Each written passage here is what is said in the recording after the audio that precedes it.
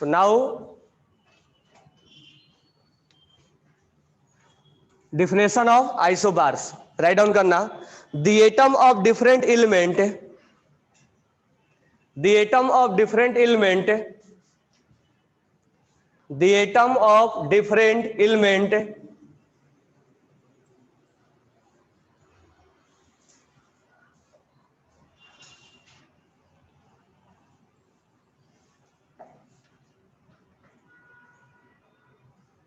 the atom of different element having same mass number, having same mass number, the atom of different element having same mass number, having same mass number।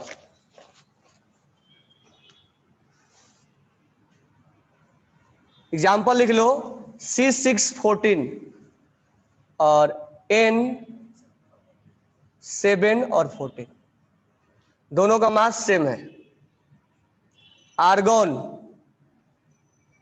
Potassium और calcium 18, 40, 90, 40, 20 और 40। चलो इसके ऊपर question करवाते हैं, ठीक है? तो वेट करो। तो राइट डाउन एटॉमिक नंबर। तो एटॉमिक नंबर को हम जेड से रिप्रेजेंट करेंगे, जेड से रिप्रेजेंट करेंगे, ठीक है? इसमें लिखेंगे atomic number equal to number of proton, number of proton present in an atom, present in an atom is called atomic number। Number of proton in an atom is called atomic number। It is represented by, it is represented by Z, it is represented by Z। Atomic number can be calculated by Moseley equation, Moseley equation, Moseley equation के द्वारा Moseley set up an experiment of X-ray on different atom and find the relation, find the relation between frequency of X-ray and atomic number Z, atomic number Z new।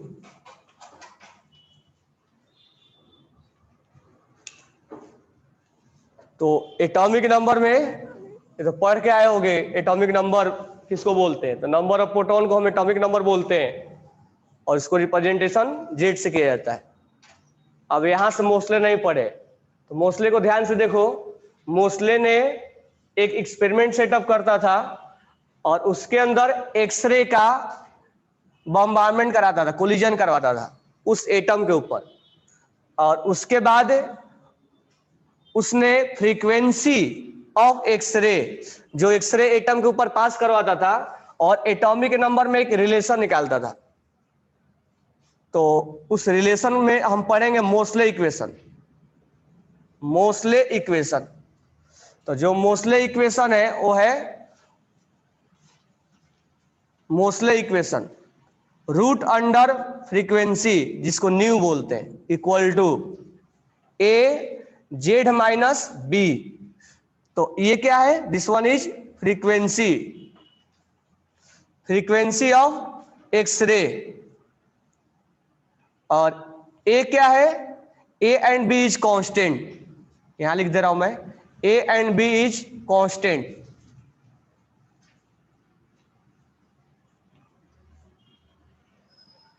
Sorry, atomic number,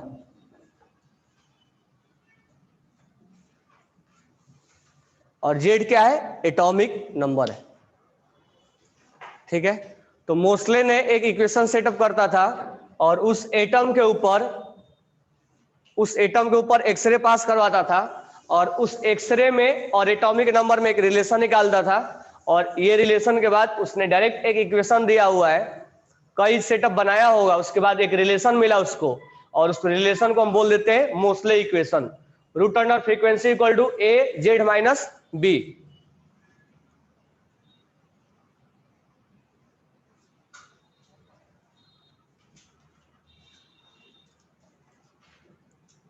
ठीक है, ये लिख लिए।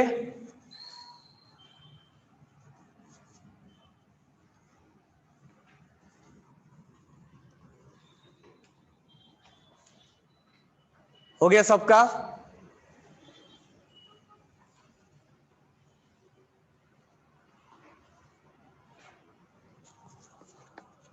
Online okay, अब ध्यान दो इधर,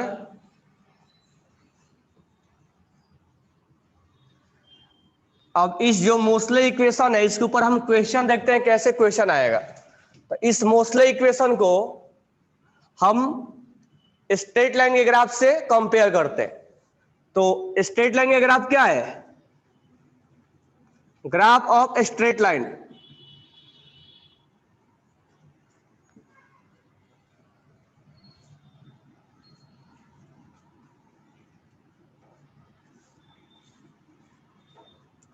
straight line का ग्राफ है y equal to M X plus C, जिसपे कि y एक्सिस ये है, x ये है, m जो है वो स्लोप है, और c जो है वो y इंटरसेप्ट है।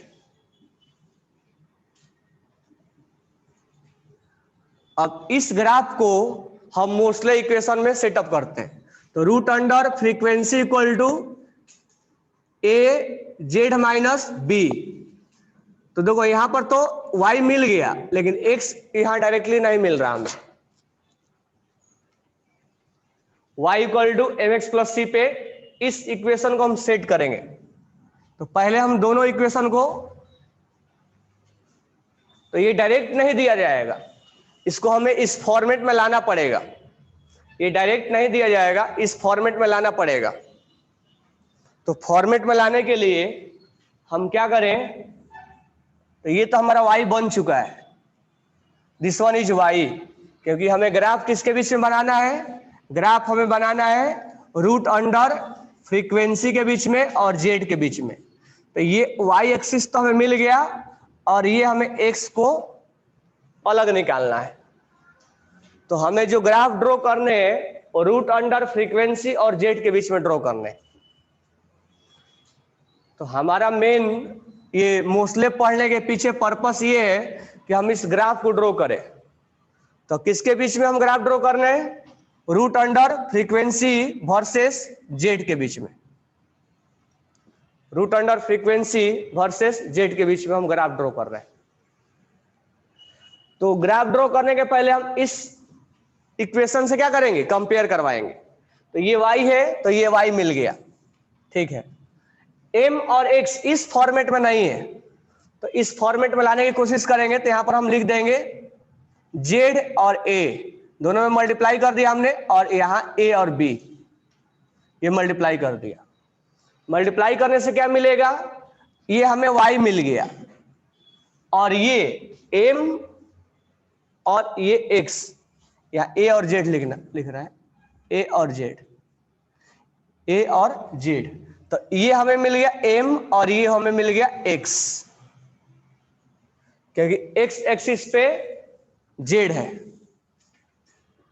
अब mx प्लस c, यहां पर माइनस ab है, तो माइनस कहने का मतलब y इंटरसेप्ट निगेटिव होगा। ये मतलब सोचना कि प्लस है तो माइनस कैसे हो गया, तो माइनस हो सकता है वो y इंटरसेप्ट नेगेटिव होगा। तो this one is y intercept. अब ग्राफ ड्रॉ करने के लिए हम पहले यहां से दो चीजें फाइंड आउट करेंगे। स्लोप, स्लोप क्या है m, और m का वैल्यू क्या है a, और ये वैल्यू क्या होगा पॉजिटिव। तो हमारे को पहला इंफॉर्मेशन मिल गया कि a का वैल्यू, m का वैल्यू a है और ये वैल्यू पॉजिटिव है, यानी हमें स्लोप पॉजिटिव लेना है। सेकेंड, हमें y इंटरसेप्ट नेगेटिव लेना है। y इंटरसेप्ट किसको बोलेंगे c को, और इसका वैल्यू क्या आएगा माइनस ए बी आएगा। तो हमें दो चीजें, हमारे पास दो पॉइंट्स हैं और इसी पॉइंट के बेसिस पे हम ग्राफ को ड्रॉ करेंगे। तो सबसे पहले हमने क्या किया, मोसले इक्वेशन लिया, मोसले इक्वेशन को ये स्ट्रेट लाइन के ग्राफ से कंपेयर करवाया, उस फॉर्मेट में लाया, इसको फॉर्मेट में लाने के बाद y equal to mx plus C पे लाया, तब हमें समझ में आया कि स्लोप इसका a है और y इंटरसेप्ट नेगेटिव है, यानी y इंटरसेप्ट जो है हमारा नेगेटिव है। तो हम दो पॉइंट्स की हेल्प से हम ग्राफ ड्रॉ करना स्टार्ट करेंगे। तो पहले हम सेकेंड पॉइंट को उठाते हैं, y इंटरसेप्ट क्या है नेगेटिव, तो हम कहीं, ये ओरिजिन है, ओरिजिन के नीचे y इंटरसेप्ट नेगेटिव होता है, तो हम कहीं इस इनिशियल पॉइंट को अपना स्टार्टिंग पॉइंट यहां मान लेंगे, क्योंकि y हमें नेगेटिव लेना है।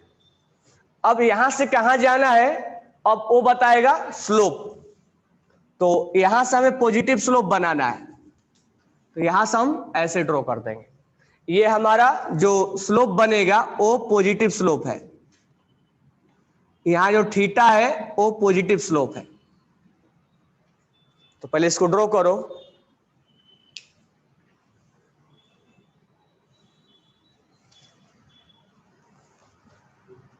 जो ड्रॉ कर लिया वो नहीं करोगे, वॉल्यूम बनाओ आगे।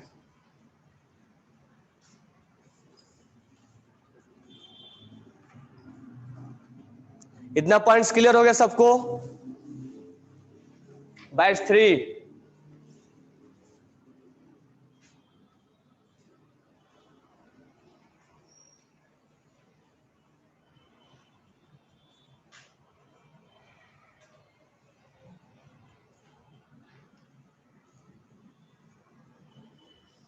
तो सबसे पहले क्या किया हमने, mostly y equal to M X plus C पे हमने इसको सेट किया और दो पॉइंट्स हमने निकाले, y इंटरसेप्ट क्या है, स्लोप क्या है। अब यहां से क्वेश्चन बनाने के लिए हम करते हैं, अब मुझे बताओ स्लोप का वैल्यू क्या है, a है, तो ये स्लोप का वैल्यू कैसे निकालते हैं, tan थीटा से। तो हम यहां निकालेंगे कि स्लोप इक्वल टू m है, स्लोप को हम क्या बोलते हैं, m बोलते हैं, और m का वैल्यू क्या आ रहा है, a आ रहा है, और a का वैल्यू क्या होगा tan थीटा, यानी थीटा का वैल्यू अगर गिवन होगा तो हम a निकालने में सक्सेसफुल रहेंगे।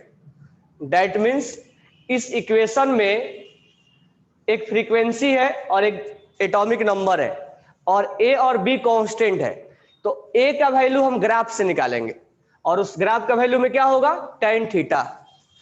tan थीटा का वैल्यू दिया जाएगा तो हम स्लोप निकाल देंगे और a का वैल्यू हमें निकल जाएगा। तो a का वैल्यू निकालने के लिए हमें tan थीटा रिक्वायर्ड है, तो यहां हम लिख भी लेंगे tan theta equal to a, बस इतना ही लिख लो काफी है, tan theta equal to a, tan theta equal to a, यानी मोस्ले इक्वेशन में a का वैल्यू निकालना है तो हम tan थीटा का वैल्यू निकालेंगे।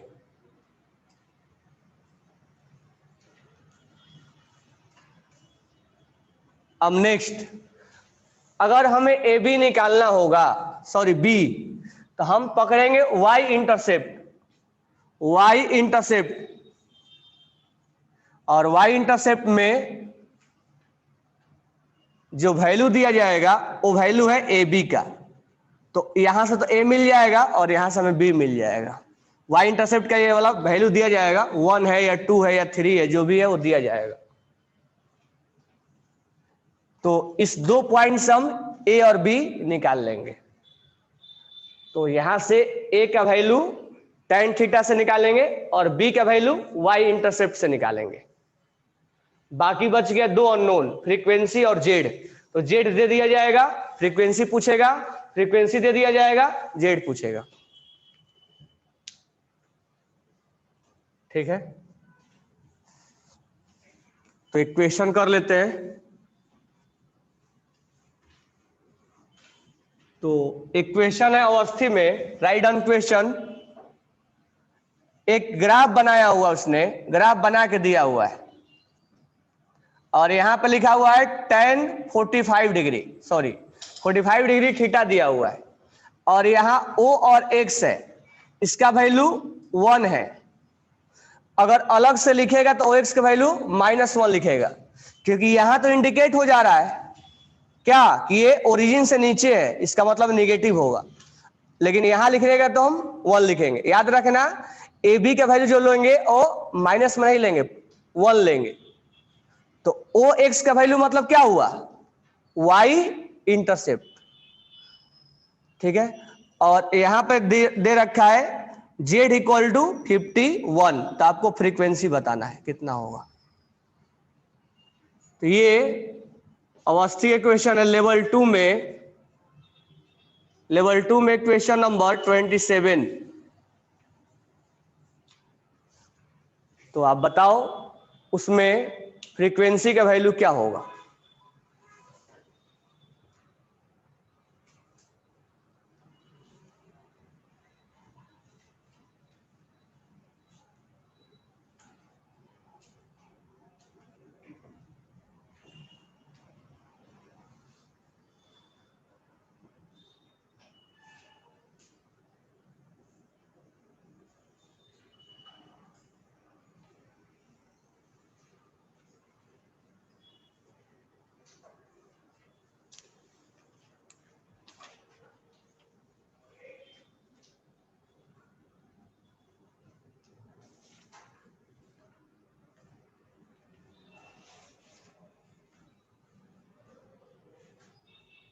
आंसर बताओ जल्दी।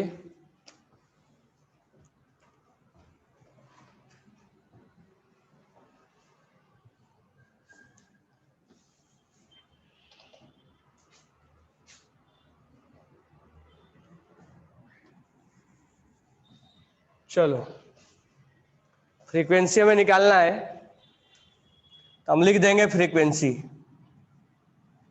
अब हमें चाहिए ए का वैल्यू, तो ए का वैल्यू क्या होगा, tan 45 डिग्री इक्वल टू ए, और वैल्यू क्या आ जाएगा 1, क्योंकि tan 45 का वैल्यू होता है 1। तो हमें ए का वैल्यू मिल गया 1, जेड का वैल्यू 51 दे रखा है। अब हमें बी का वैल्यू पुट करना है। तो बी के लिए वाई इंटरसेप्ट का वैल्यू 1 दिया हुआ है। ठीक है, तो हम यहां लिख रहे हैं ये हमारे लिए ए बी है, जो ओ और एक्स दे रखा है, तो ये हमारे लिए ए और बी है, और इस ए और बी का वैल्यू 1 है, और ए का वैल्यू तो हमें मिल ही गया 1, तो हम बी का वैल्यू भी 1 हो जाएगा। तो ए और बी का वैल्यू 1 हो गया, तो यहां पर हम लिख देंगे 1। अब root under frequency equal to, यहां से हो जाएगा 50। अब इसको सोल्व करेंगे तो कितना आएगा, 5√2, कितना आएगा 5√2। यहां से 5√2 मत कर देना, यहां से क्या करेंगे, यहां से स्क्वायर करेंगे। तो रूट अंडर का स्क्वायर क्या हो जाता है, कैंसिल हो जाता है ना, मालूम है ना मैथ में। और यहां भी स्क्वायर कर देंगे, तो यहां हो जाएगा फ्रीक्वेंसी, और यहां क्या हो जाएगा, यूनिट लिखना है तो सेकेंड इनवर्स लिख देंगे या हर्ट्ज लिख देंगे।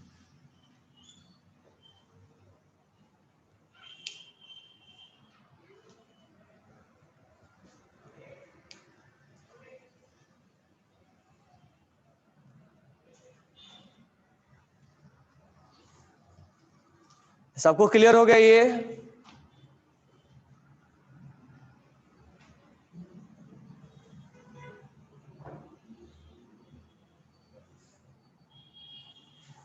ओके, तो ये एटॉमिक नंबर है, राइट डाउन कर लिए?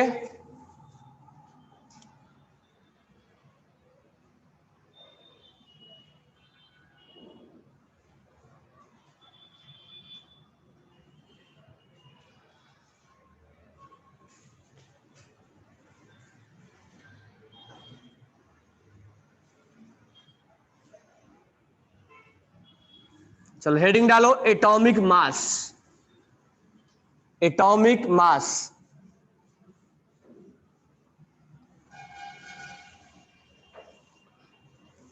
एटॉमिक मास,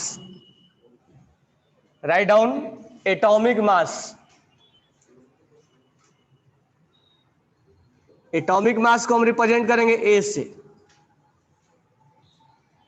तो इसमें हम डिफिनेशन लिखेंगे sum of number of proton and number of neutron, उसको हम बोलेंगे एटॉमिक मास। तो atomic mass equal to sum of number of proton plus number of neutron. तो atomic mass equal to A equal to P plus N.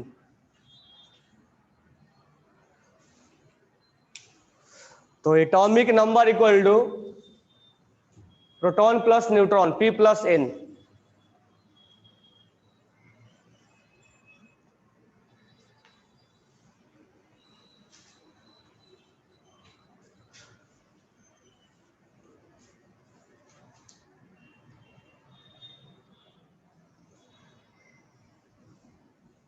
कोई doubt नहीं है ना?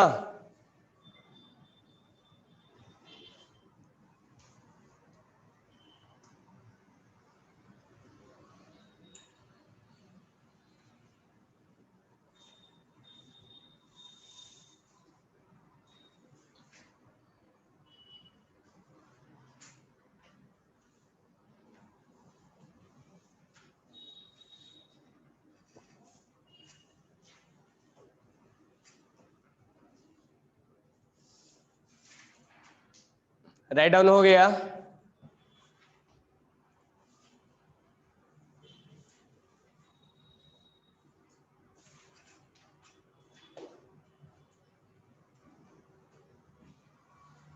बाईस 3 राइट डाउन हो गया क्या?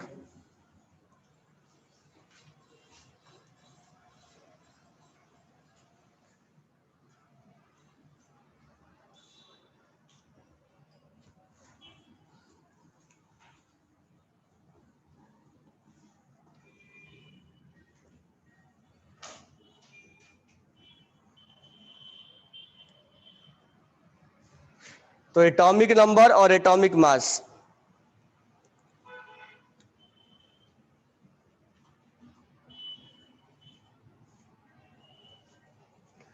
नेक्स्ट हेडिंग डालना isotopes.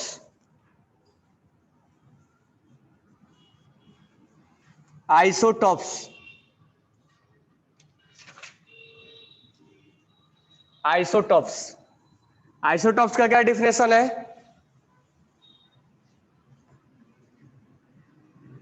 Isotopes, the atom of same element, the atom of same element having same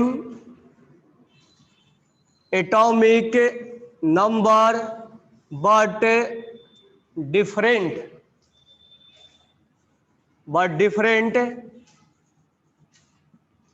atomic mass. Atomic number same होगा और एटॉमिक मास अलग अलग होगा। जैसे एग्जाम्पल हाइड्रोजन का isotopes of hydrogen H11, H12 और H13। प्रोटियम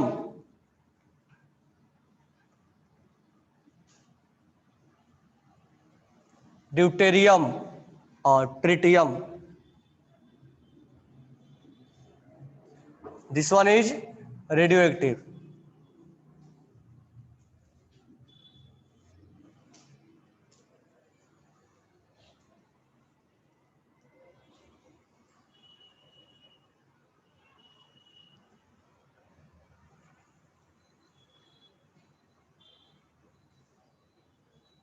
अब इसमें देखना, इसमें एटॉमिक नंबर क्या है इसका? 1। इसका एटॉमिक नंबर 1 और इसका एटॉमिक नंबर 1। एटॉमिक मास कितना है? इसका एटॉमिक मास 1, इसका एटॉमिक मास 2 और इसका एटॉमिक मास 3। तो atomic number will be same but atomic mass will be different. Mass different क्यों है?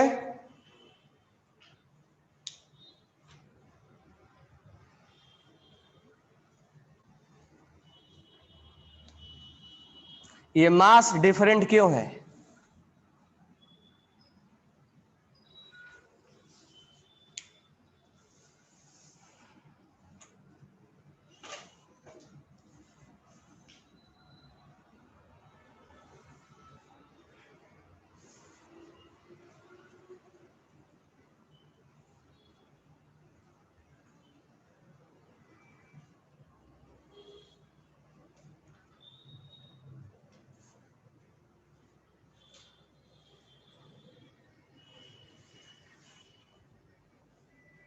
तो नोट डाल के लिख लेना, मास इज डिफरेंट क्योंकि सब में प्रोटॉन तो सेम है ना, न्यूट्रॉन अलग अलग है। तो मास इज डिफरेंट, नोट डाल के लिखना, mass is different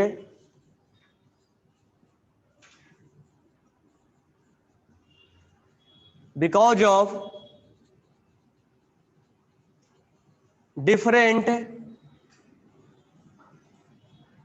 number of neutron.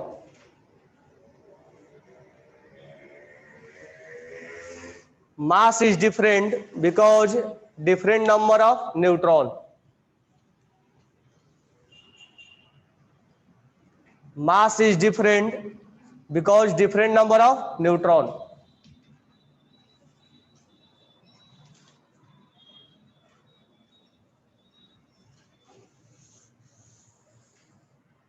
कितने मार्क्स आए?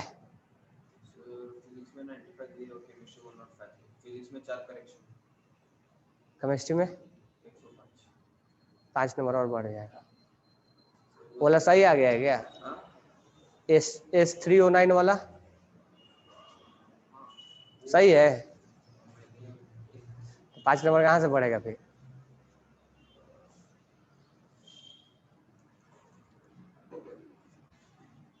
करेक्शन नहीं है ना, एक केवल करेक्शन है ना, वो ऑन को नो को ऑन हो गया है वो।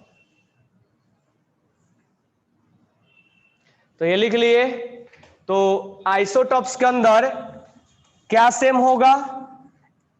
एटॉमिक नंबर यानी प्रोटॉन सेम है इसके अंदर, केवल डिफरेंट क्या है? डिफरेंट न्यूट्रॉन है। तो एक एटॉमिक नंबर के अंदर इलेक्ट्रॉन और प्रोटॉन सेम होते हैं, सॉरी आइसोटॉप्स के अंदर इलेक्ट्रॉन और प्रोटॉन सेम होंगे, क्या डिफरेंट होगा? न्यूट्रॉन। तो नोट डाल के फिर दूसरा पॉइंट लिखना, in an isotopes proton and electron are same but neutron is different, neutron is different. और जब न्यूट्रॉन डिफरेंट है तो एक प्रोटॉन सेम है, तो प्रोटॉन सेम है, प्रोटॉन जब सेम है तो एटॉमिक नंबर भी सेम होगा।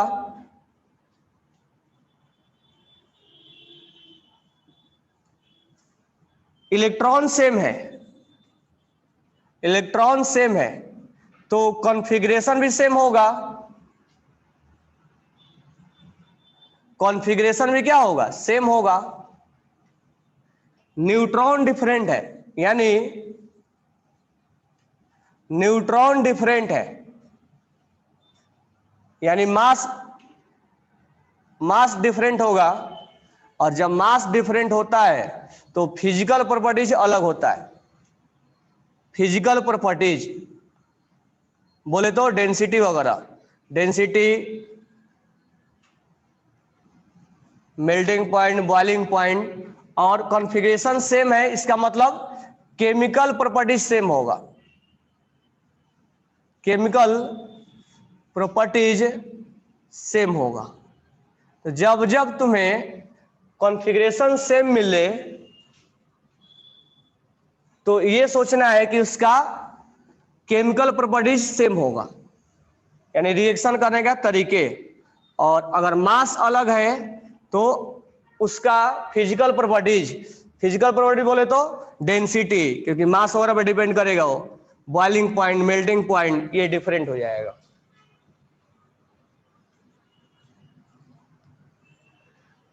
तो in a isotopes electron will be same, proton will be same, but neutron will be different. Neutron different होगा तो मास अलग होगा, क्योंकि मास हमें डिपेंड करता है प्रोटॉन और न्यूट्रॉन पे। अब मास अलग होगा तो फिजिकल प्रॉपर्टीज अलग होगा। इलेक्ट्रॉन सेम है तो कॉन्फ़िगरेशन सेम होगा, और कॉन्फ़िगरेशन सेम होगा तो केमिकल प्रॉपर्टीज सेम होंगे।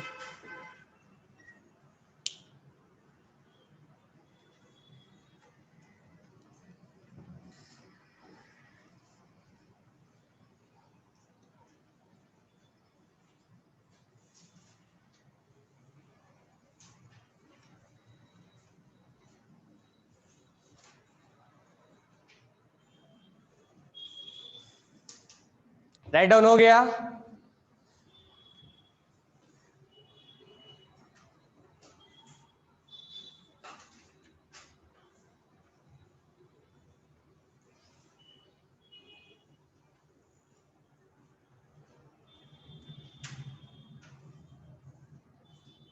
ओके,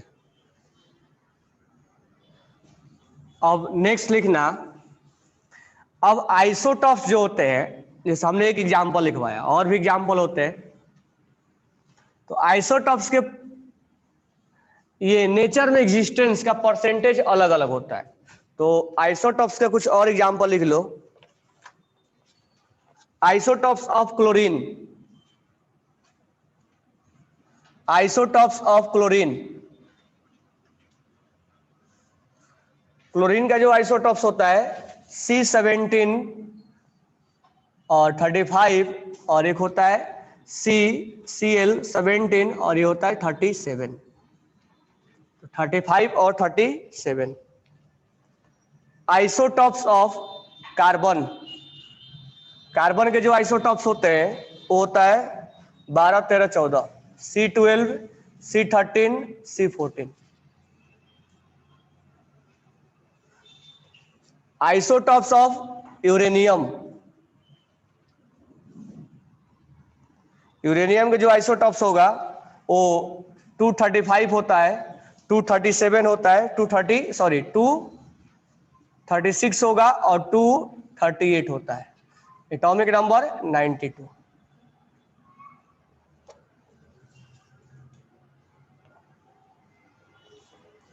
और आइसोटॉप्स ऑफ टीन, टीन का सबसे लार्जेस्ट होता है,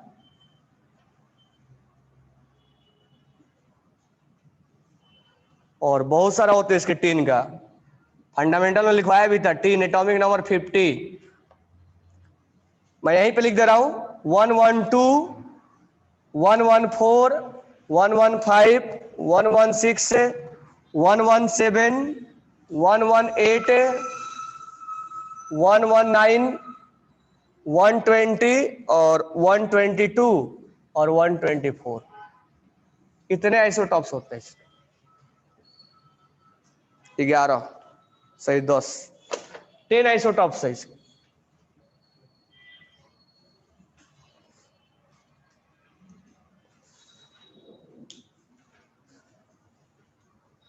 टेन आइसोटॉप्स है इसके।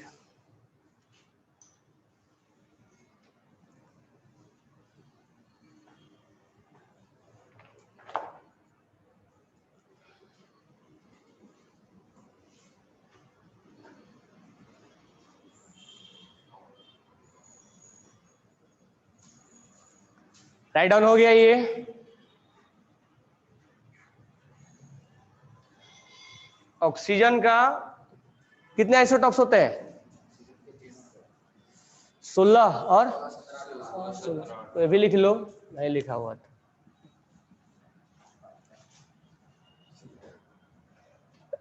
सॉरी।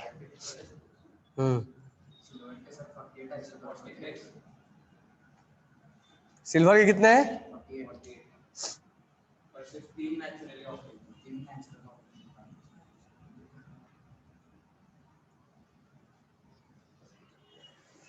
सिल्वर का क्वेश्चन आता, इंसान बहुत कुछ नहीं कर सकता है। ये आइसोटॉप्स के एग्जांपल्स हैं, ठीक है। राइट डाउन हो गया सबको?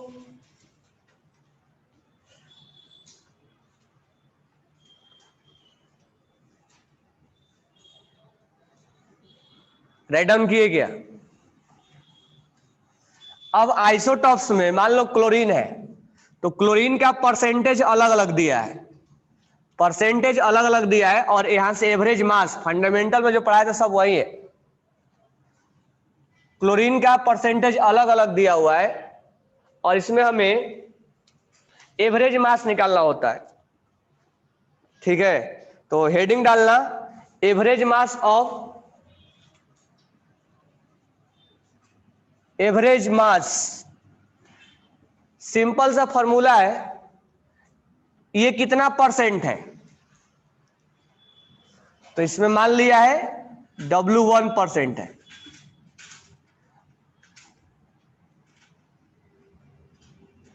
या ऐसा करते हैं, न्यूमेरिकल्स में ही कन्वर्ट करते हैं।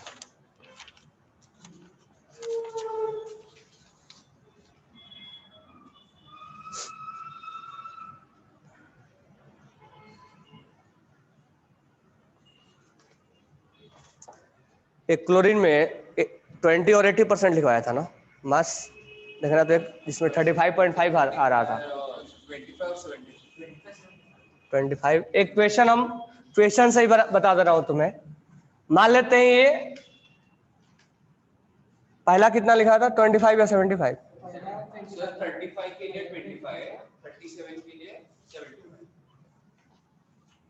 ये हम मान लेते हैं कि ये नेचर में 75% एग्जिस्टेंस है और इसका 25% एग्जिस्टेंस है। वो उल्टा हो गया। मान लेते हैं यहां पर इसको नेचर में 75% एग्जिस्टेंस है और ये 25% है। ये मान लो ये गिवन रहता है, ये गिवन रहेगा परसेंटेज कि ये 75% है और ये 25% है। तो ध्यान देना कैसे एवरेज मास निकालेगा। सिंपल सा है, इसका मास और इसका परसेंटेज ये दिया रहेगा, सब कुछ गिवन रहेगा। सिंपल सा है तरीका, इसका मास और इसका परसेंटेज, ठीक है।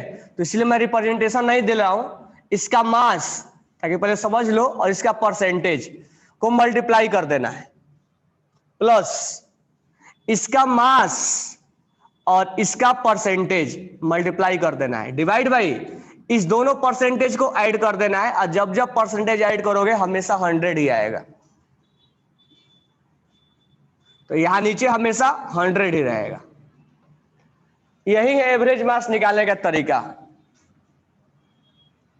तो इसको मास को हम मान लेते M1 और परसेंटेज को मान लेते हैं x1, तो m1 x1, इस मास को मान लेते हैं m2, अगर एक और भी है तो m3 भी मान लेंगे,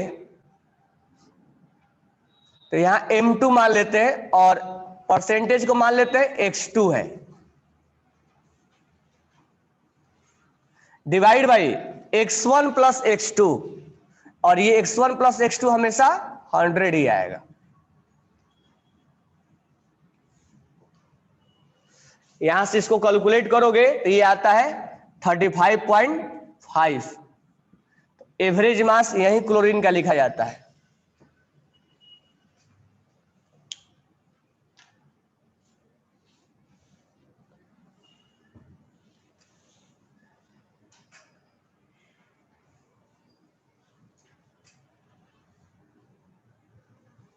इसके ऊपर न्यूमेरिकल्स फंडामेंटल में करवाया था,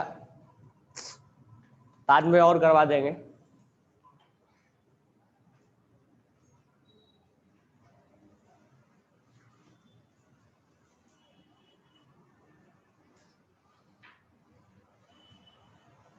राइट डाउन हो गया। इसको एवरेज मास निकालना आसान है, इसका मास और इसका परसेंटेज मल्टीप्लाई करो, मास और परसेंटेज मल्टीप्लाई, और अगर है आइसोटॉप्स तो उसको भी मल्टीप्लाई करो। और ध्यान रखना परसेंटेज का सम हमेशा 100 होगा। अगर एक का परसेंटेज भी निकालना है तो एक का x मानेंगे तो दूसरे का 100 माइनस x हो जाएगा। एक का अगर x मानेंगे तो दूसरे का 100 माइनस x हो जाएगा। तो बाय द वे अगर कहीं क्वेश्चन में परसेंटेज ही निकालने के लिए बोल दिया जाए तो x मानेंगे तो दूसरे का 100 माइनस x हो जाएगा, और नीचे सम हमेशा 100 होगा। राइट डाउन हो गया सबका।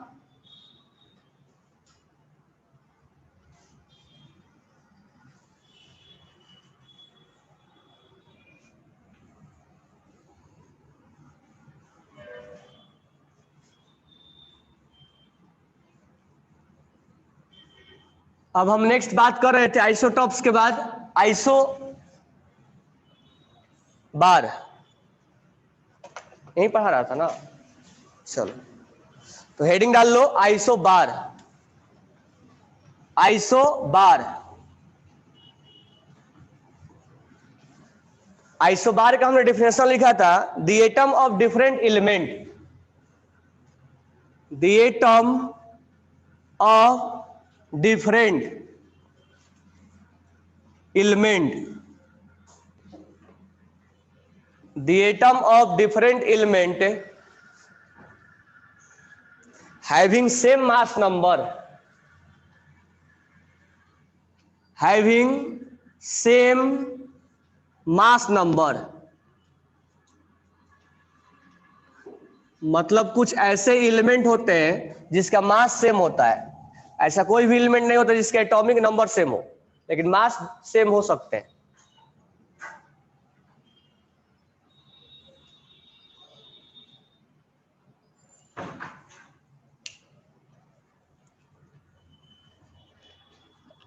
सॉरी।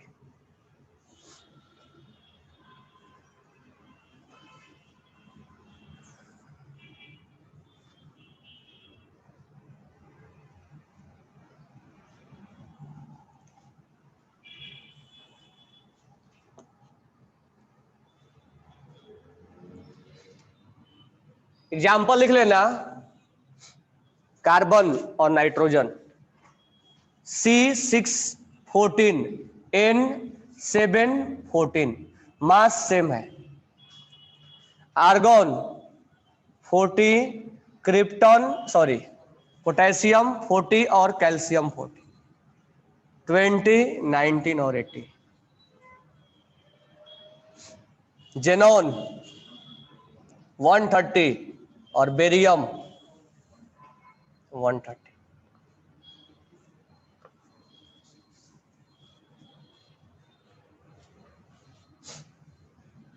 कोई डाउट नहीं है ना? तो आइसोटॉप्स, आइसोबार क्लियर हो गया? आइसोबार ठीक है। अल्फा बीटा और गामा अगर कोई रेडियो एक्टिव से, अगर कोई रेडियो एक्टिव से, ये सब फंडामेंटल में पढ़ाया हुआ है, कोई अगर रेडियो एक्टिव से अल्फा रे निकलता है, अल्फा पार्टिकल निकलता है, अगर कोई रेडियो एक्टिव से अल्फा पार्टिकल निकलता है, अल्फा पार्टिकल निकलेगा, तो इसमें क्या होगा, 2 यूनिट है, 2 यूनिट चार्ज में, यानी एटॉमिक नंबर में 2 यूनिट एटॉमिक नंबर जो है वो डिक्रीज हो जाएगा, और 4 यूनिट एटॉमिक मास में डिक्रीज हो जाएगा।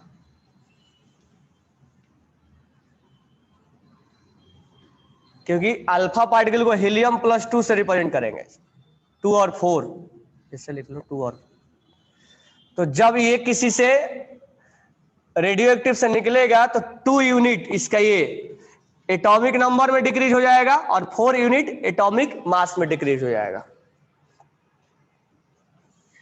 बीटा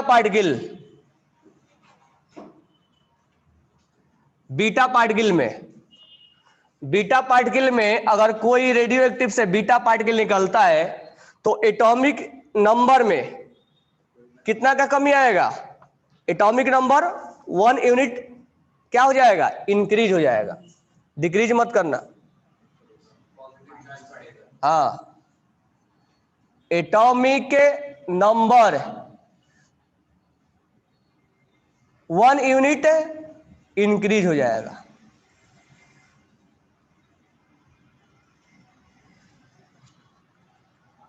और मास में कोई चेंजेस नहीं आएगा।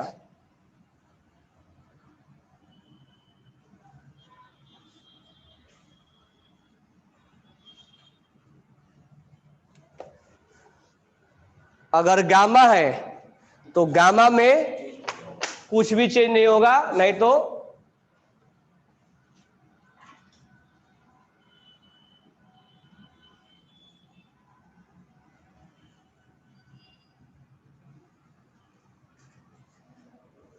ध्यान रखना इस चीज को, अल्फा पार्टिकल अगर किसी रेडियो एक्टिव से निकलेगा तो एटॉमिक नंबर में 2 की कमी हो जाएगी और मास में 4 की कमी हो जाएगा।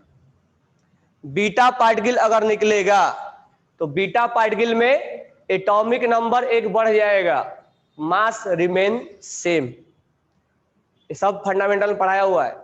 और गामा में नो इफेक्ट। बस यहां पे सोच लो एज ए रिवीजन हम पढ़ रहे हैं।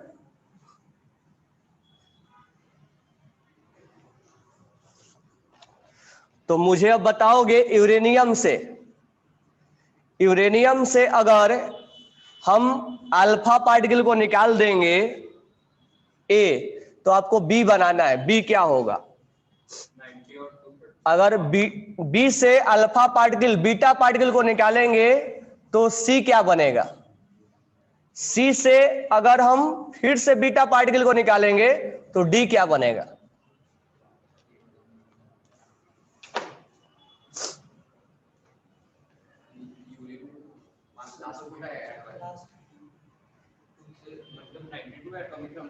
हाँ, एटॉमिक नंबर 92। अल्फा निकलेगा तो एटॉमिक नंबर कितना हो जाएगा? 90। 2 की कमी कर देना है और मास में 4 की। तो 90 से हम पहचान लेंगे कि वो एलिमेंट कौन है। कौन होगा एलिमेंट जिसका एटॉमिक नंबर 90 होता है? थोरियम।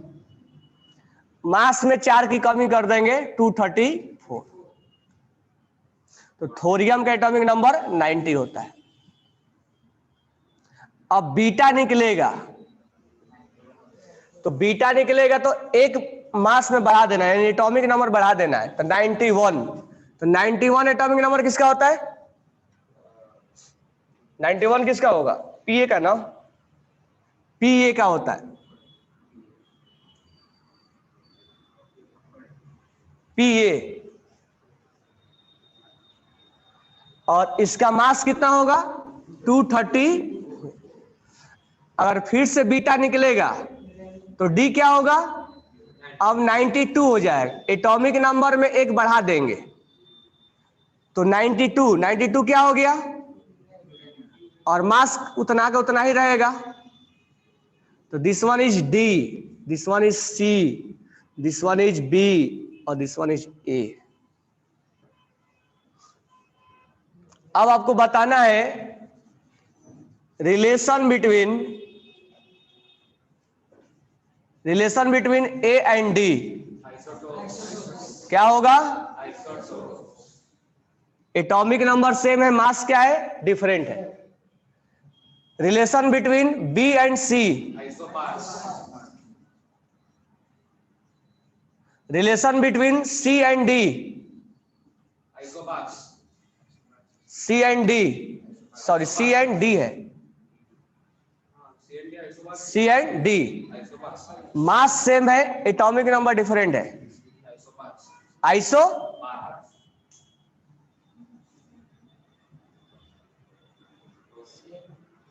और भी एक रिलेशन आता है आइसो डाइपर वाला, तो आगे में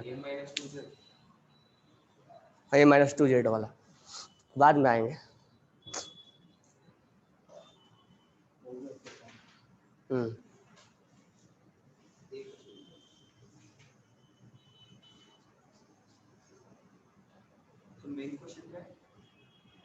क्वेश्चन है, रिलेशन था।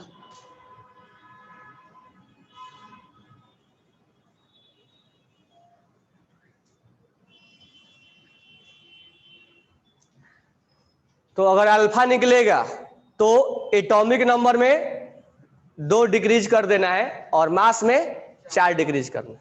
बीटा निकलेगा तो मास एटॉमिक नंबर में एक बढ़ा देना है और मास में कुछ भी चेंजेज, और ये एज इट इज कुछ भी चेंज नहीं करेगा। तो देखो यहां से अल्फा निकला है तो मास में 4 की कमी आ गई है और एटॉमिक नंबर में 2 की कमी आई है। ये 2 और 4, ये 2 और ये 4 कम कर देना है। यहां से बीटा निकला है तो एटॉमिक नंबर एक बढ़ गया है और मास उतना ही है। यहां से बीटा निकला है, एटॉमिक नंबर एक बढ़ गया है, मास उतना ही है। तो मेन इसमें जो क्वेश्चन पूछेगा ये लिख के हो सकता है दे, और ये पूछेगा कि आपको रिलेशन क्या है, ए और डी में क्या रिलेशन है, बी और सी में क्या है, सी और डी में क्या है। समझ में आ गया ना। तो कल अगर आइसो बार हो गया, isotones, iso diaper, iso electronic लिख के लाते हो तो सही है, नहीं तो मैं लिखवा दूंगा। ऐसे लिख के लाओगे तो ज्यादा क्वेश्चन करवाएंगे, ठीक है। तो ये पढ़ाने के बाद